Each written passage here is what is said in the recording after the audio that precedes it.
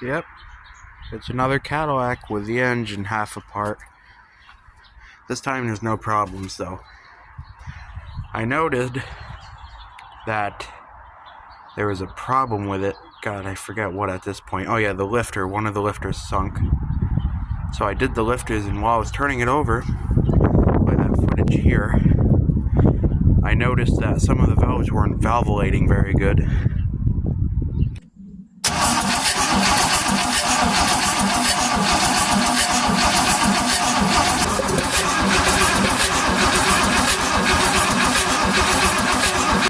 And yeah, that led me to believe some of the lobes on the camshaft were wiped.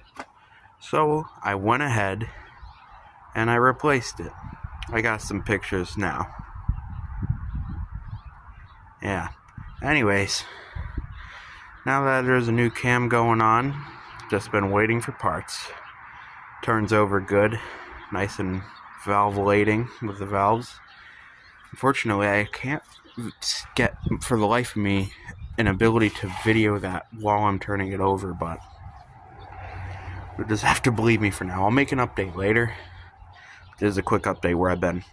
Also, you see I got the rocker cover cleaned up. Intake valve is clean, or intake thing, whatever, manifold. That's what I'm thinking of. Intake manifold's all clean. The timing cover is actually getting painted along with the crossover tube for the coolant. And yeah, you're probably asking yourself, hey, why is that engine still disgusting? And I'll tell you why. It's because I don't really have the money to get it professionally cleaned, and I've already tried to clean it myself many times.